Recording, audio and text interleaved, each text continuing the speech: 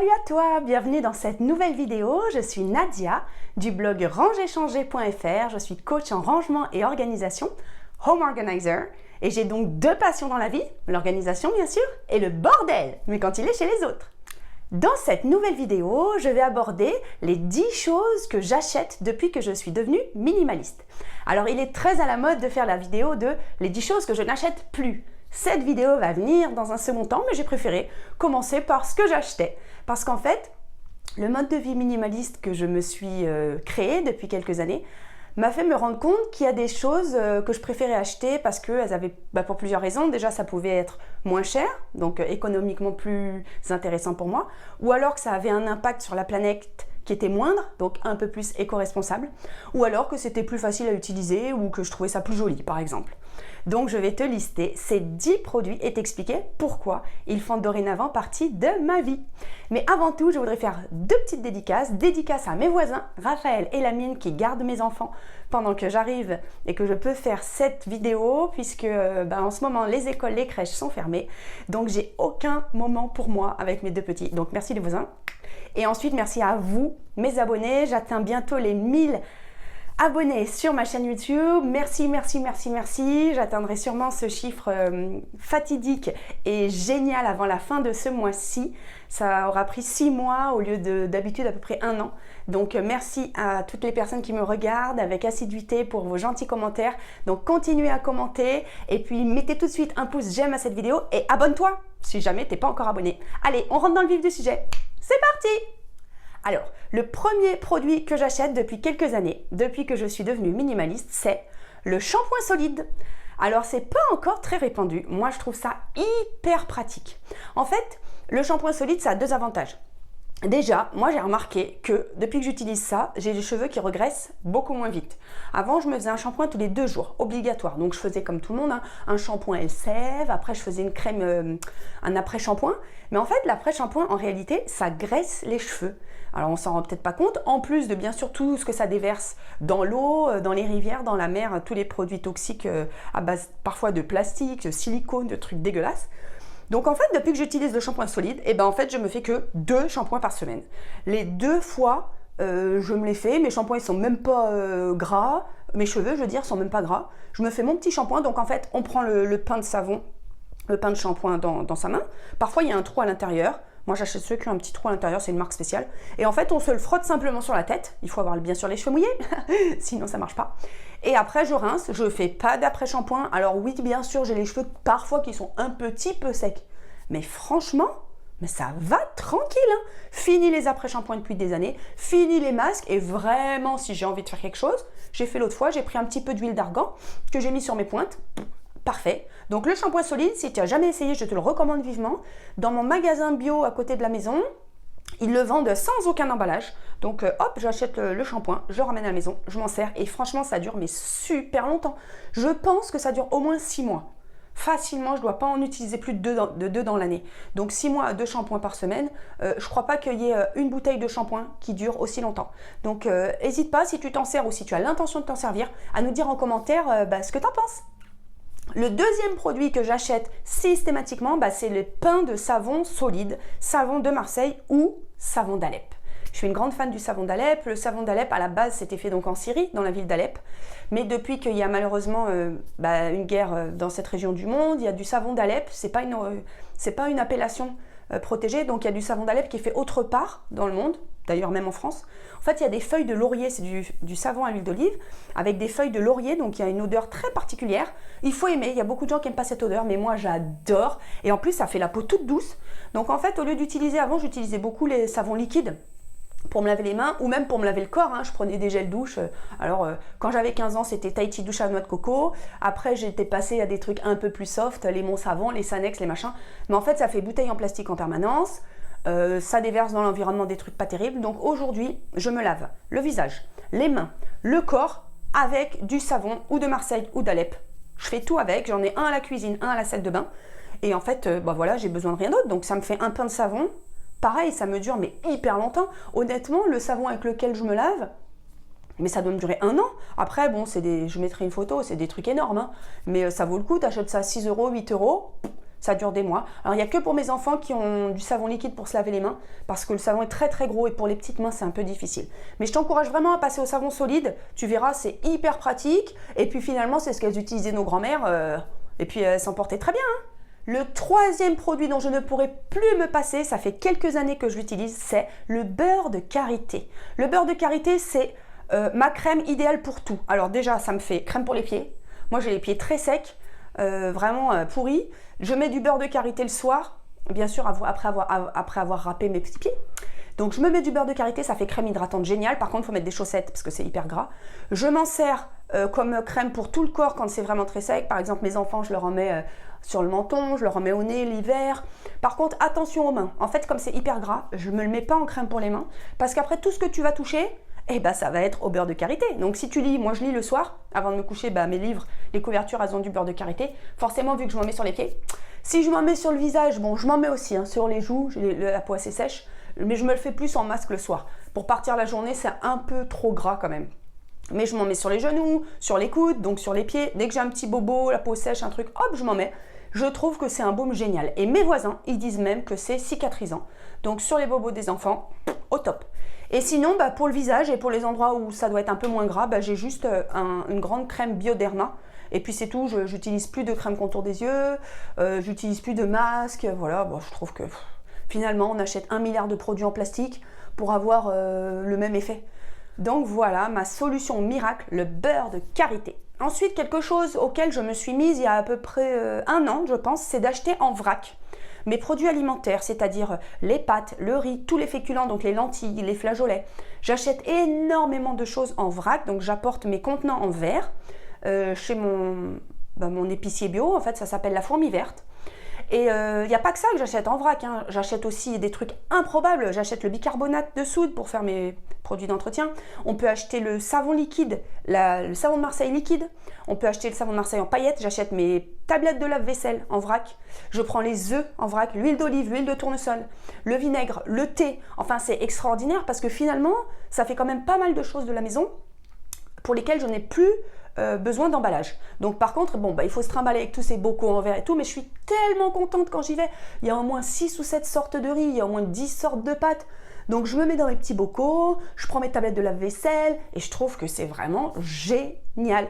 Alors est-ce que c'est plus cher? Franchement, pas beaucoup plus cher. Ma poubelle du recyclage, elle diminue quand même en quantité, même si c'est pas encore ça. J'aimerais bien ne plus jamais avoir un jour de déchets du tout, faire du zéro déchet, mais j'en suis très très loin. Mais je me dis, c'est un premier pas. Donc les produits alimentaires en vrac, si tu as les moyens de le faire, si tu as une épicerie bio à côté de chez toi, je t'encourage vraiment à le faire. C'est hyper satisfaisant, en plus on voit nos quantités. Enfin, je trouve ça vraiment génial, génial. J'espère que ça te donne l'envie, cette vidéo. Donc tu me dis ça en commentaire.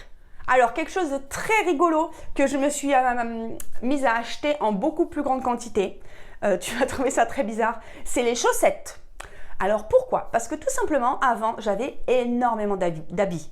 Alors, tu le sais peut-être, j'ai pratiqué le désencombrement de ma maison il y a 5 ans maintenant, je crois, 4 ou 5 ans. Le grand désencombrement. Donc maintenant, je suis vraiment au minimum de ce dont j'ai besoin. J'utilise tout ce que j'ai, je porte tous les habits que j'ai. Et du coup, j'ai découvert ce que c'était que user des chaussettes. Je crois que jusqu'à mes 35 ans, j'avais jamais vraiment usé de chaussettes. Parce que j'en avais tellement, j'avais au moins 40 paires. Donc en fait, je prenais une paire, je la mettais un tous les 40 jours, quoi. Une fois tous les 40 jours, en gros. Et encore 40 paires, je suis gentille, j'en avais peut-être plus.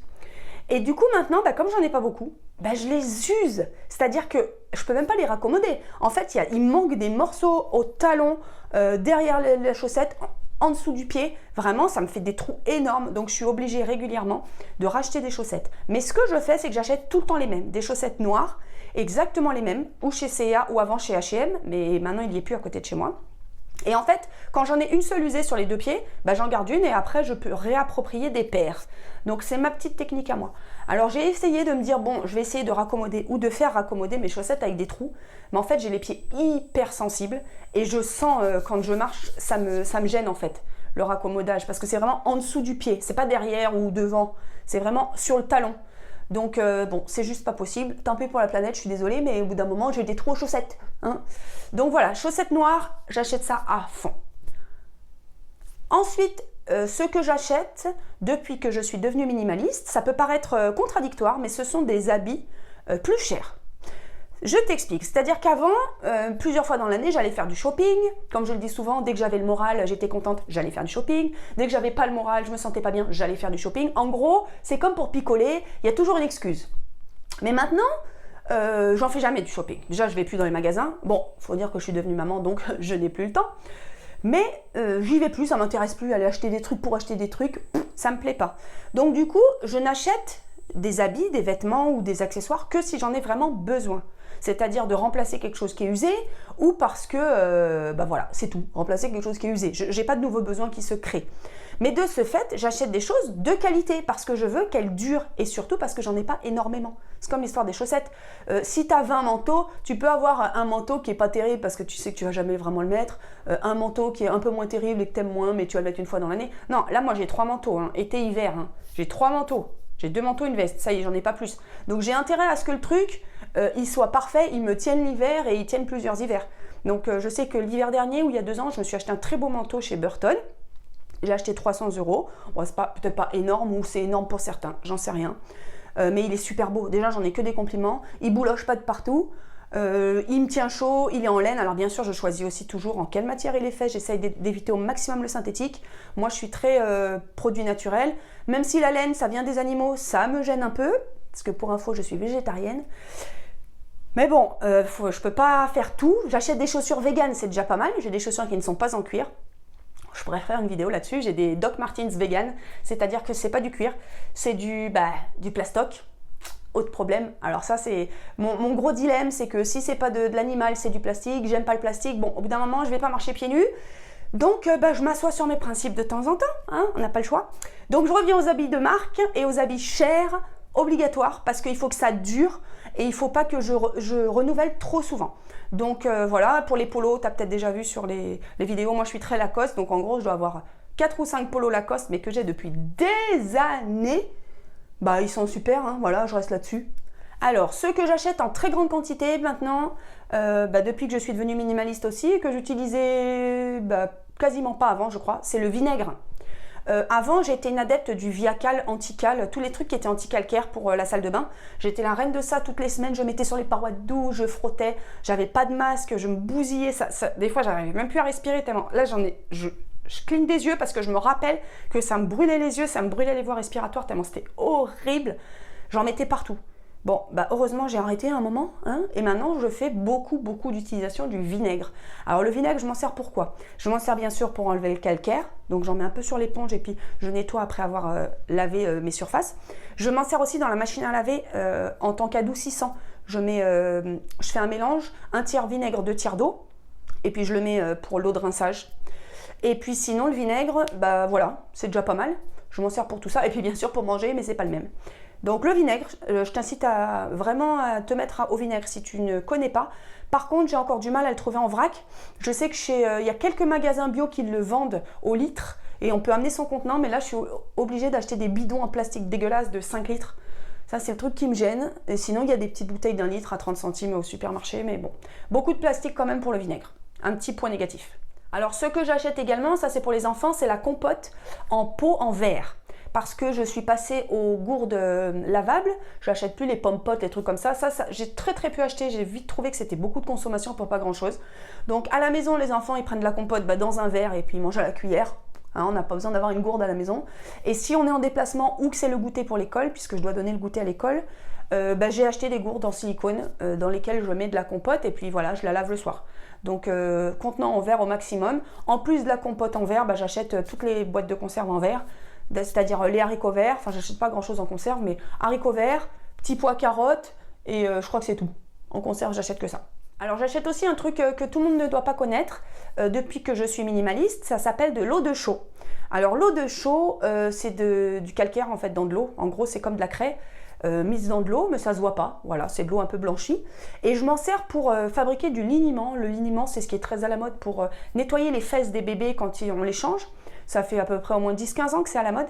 Seulement, il faut savoir que la bouteille de liniment bio de 400 ml, ça coûte environ 10 €.